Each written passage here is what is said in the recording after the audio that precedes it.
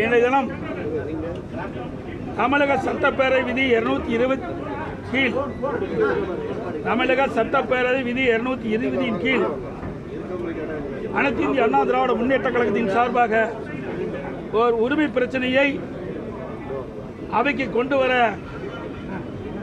நாங்கள் அனுமதி கேட்டோம். எங்களுடைய கொறடா திரு அக்ரி கிருஷ்ணமூர்த்தி அவர்கள் மாண்புமிகு சட்டப்பேரவை தலைவர் அறையிலே இது குறித்து கடிதம் கொடுத்திருந்தோம். அரசின் தனி தீர்மானத்தில் இடை சேர்த்தல் திருத்தத்தை செய்ததை அவையின் கவனத்திற்கு கொண்டு வருவது தொடர்பாக இந்த உரிமை பிரச்சனையை அவையிலே எழுப்ப வேண்டும் என்ற அடிப்படையிலே கடிதம் கொடுத்திருந்தோம். ஆனால் பேரவைத் தலைவர் அவர்கள் 0 அவரில் இதை எடுக்க மறுத்துவிட்டார். எங்களை பேச அனுமதிக்கப்படவில்லை. அதனால் அனைத்து இந்திய அண்ணா திராவிட முன்னேற்ற கழகம் இன்றைக்கு சட்டப்பேரவையில் இந்த உரிமை பிரச்சனையை தெரிவிக்க அல்லது பேசுவதற்கு அனுமதி அளிக்காத சட்டப்பேரவை தலைவரை அனுமதி அளிக்காத காரணத்தினாலே அவையிலிருந்து நாங்கள் வெளியிடப்பு செய்திருக்கிறோம். அதனுடைய விளக்கம் சட்டப்பேரவையிலே தெரிவிக்க முடியாவிட்டாலும் இன்றைக்கு விவசாயிகளுடைய பிரச்சனை, ஒட்டுமொத்த தமிழ் மக்களுடைய பிரச்சனை, அது குறித்து பேசுவதற்கு தான் நாங்கள் அனுமதி கேட்டோம். அதை சட்டப்பேரவை தலைவர்கள் அனுமதி மறுத்துவிட்டார்கள். அதனுடைய விளக்கத்தை ஊடகத்தின் வாயிலாக மக்களுக்கு தெரிவிக்க விரும்புகின்றோம்.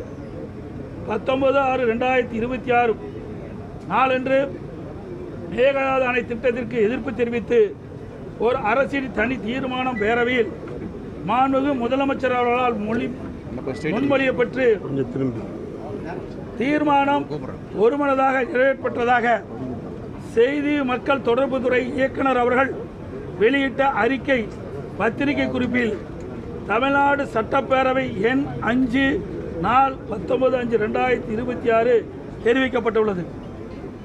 மாண்புமிகு முதலமைச்சர் அவர்களால் கொண்டு வரப்படும் அரசினர் தனி தீர்மானத்திற்கு தாங்கள் அனுமதி அளித்து சட்டப்பேரவைத் தலைவர் அதன் வரைவு நிகழ்ச்சி நிரலில் சேர்க்கப்பட்டு மாண்பு உறுப்பினர்களுக்கு 18/6/2026 அன்று அனுப்பப்பட்டது.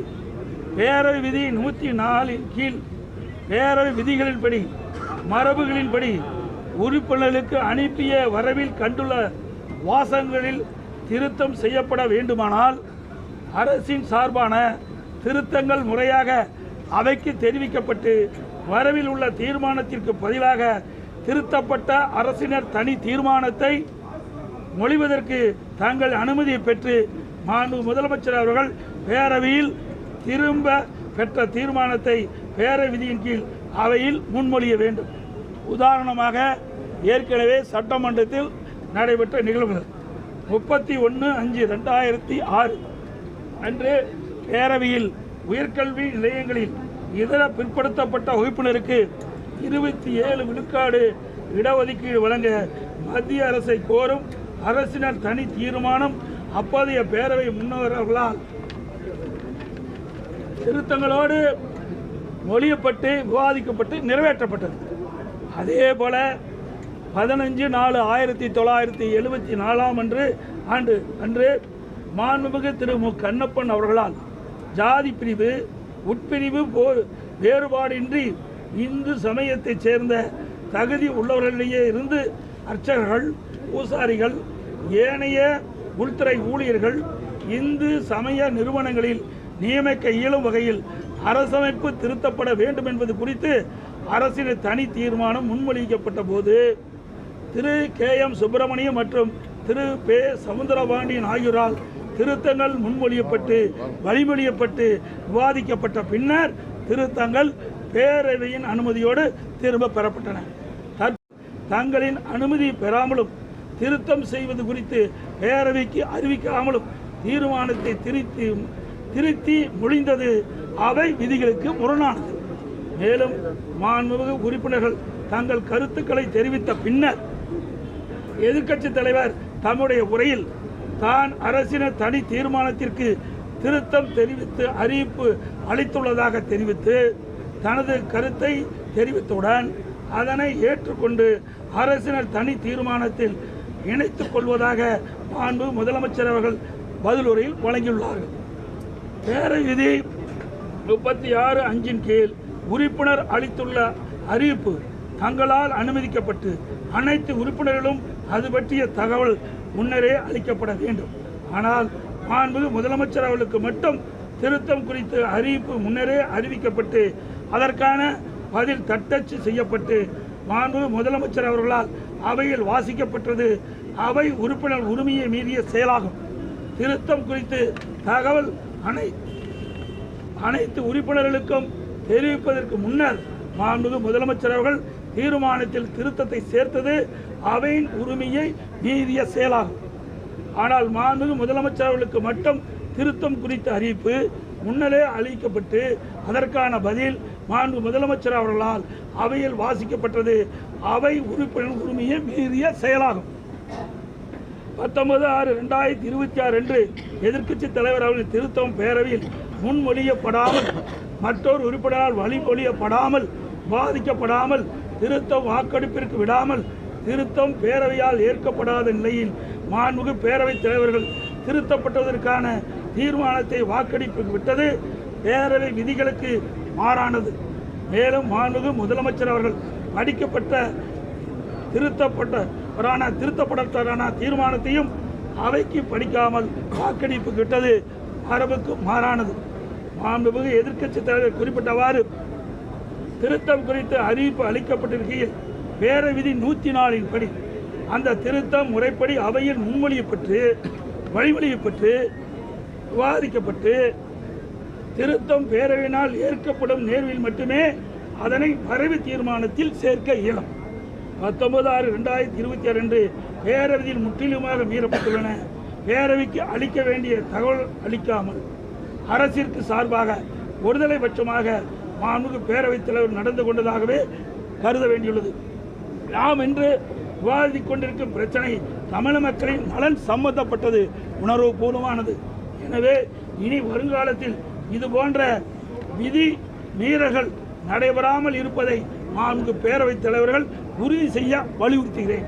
19/6/2022 கருணாநிதி அரசின் 19/2/2026 அன்று கருணாநிதி அரசின் மேகதாது திட்டத்திற்கு எவ்வித அனுமதி அளிக்கக்கூடாது என்று மத்திய அரசை வலியுறுத்தும் அரசின் தனி தீர்மானத்தை பொறுத்தவரை 18/6/2026 அன்று மாண்புமிகு சட்ட உறுப்பினர்களுக்கு வழங்கப்பட்ட 19/6/2022 நிகழ்ச்சி நிரல் வரிசை எண் 5 குறிப்பிட்ட வரைவு தீர்மானத்தை மட்டும் அனைத்து இந்திய அண்ணா திராவிட முன்னேற்ற கழகம் சார்பில் ஆதரித்ததும் என்பதை மீண்டும் வலியுறுத்துகிறேன். 19/6/2026 அன்று சட்டப்பேரவை விதி 104 படி முன்மொழியப்படாத இடைச்செருடன் சேர்க்கப்பட்ட திருத்திய தீர்மானத்தை நாங்கள் ஆதரிக்கவில்லை என்று கூறுகிறேன். இதைத்தான் சட்டப்பேரவையில் உரிமை மீறல் பிரச்சனை கொண்டு வந்தோம். ஏன்னா இவர்கள் விதிகளுக்கு புறம்பாக திருத்தத்தை அவருடைய முதலமைச்சருடைய பதிலுரைகளை வன்மையாக கண்டிக்கத்தக்கது.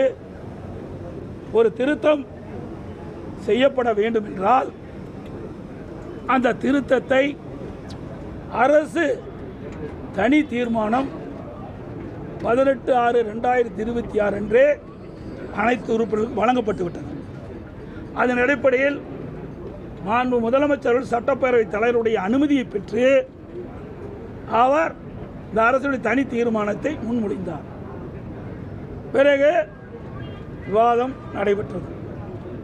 பிறகு முதலமைச்சருடைய அந்த பதிலுரையில் தான் இதை இடைச்செருகல் திருத்தத்தை மேற்கொண்டிருக்கிறார்கள். இது விதிகளுக்கு புறம்பானது. விதிகளின்படி அவர்கள் சட்டமன்றத்திலே இந்த தீர்மானத்தை கொண்டு வரவில்லை என்பதை சுட்டிக்காட்டுவதற்கு தான் நாங்கள் இந்த உரிமை பிரச்சனை கொண்டாந்தோம். ஆனால் சட்டப்பேரவைத் தலைவர்கள் அனுமதிக்கவில்லை. அதனால் அனைத்து இந்திய அண்ணா திராவிட முன்னேற்ற கழகம் வெளியிடப்பு செஞ்சிருக்குது. இது ஒட்டுமொத்த தமிழ் மக்களுடைய உணர்வு. காவிரி நதிநீர் என்பது தமிழகத்தினுடைய ஜீவாதார நதி. காவிரி நதி தமிழகத்தினுடைய ஜீவ நதி. இதை நம்பித்தான் டெல்டா மாவட்ட விவசாயிகள் இருக்கிறாங்க, விவசாய தொழிலாளி இருக்கிறாங்க. காவிரி நதி நீரை நம்பித்தான் 20 மாவட்ட மக்கள் குடிநீர் ஆதாரம் பெறாங்க. ஏற்கனவே நடுவர் மன்றம், உச்ச நீதிமன்றம் ஒரு நிலையான தீர்ப்பு வழங்கப்பட்டு விட்டது. அப்படி வழங்கப்பட்டு இருக்கின்ற இந்த வேளையில் மீண்டும் ஒரு நடுவர் மன்றம் வேண்டும் என்று கேட்பது எந்த நோக்கத்துக்காக கேட்கிறாங்க? 15 ஆண்டுகள். அது மட்டும் இல்லை, உச்ச நீதிமன்றம் தெளிவான தீர்ப்பை கொடுத்துட்டது. அந்த தீர்ப்பில் 15 ஆண்டு காலம் உச்ச நீதிமன்றம் அளித்த தீர்ப்பை நடைமுறைப்படுத்த வேண்டும் என்று அந்த தீர்ப்பில் கூறப்பட்டது. கீழ்ப்படுகை மாநிலத்தினுடைய ஒப்புதல் இல்லாமல் மேல் படுகை மாநிலம் காவிரி நீரை தடுக்கவோ தேக்கவோ திருப்ப அனுப்பக்கூடாது என்று தெளிவாக சொல்லிவிட்டார். அப்படி இருக்கும்போது மீண்டும் இந்த இடைச்செருகல் திருத்த தீர்மானத்தை ஏன் இந்த அரசு கொண்டு வந்தது என்ற விளக்கத்தை பெறுவதற்கு தான் அந்த உரிமைகளை நாம் கொண்டு வந்தோம். உயிர் போற பிரச்சனை பேசிட்டு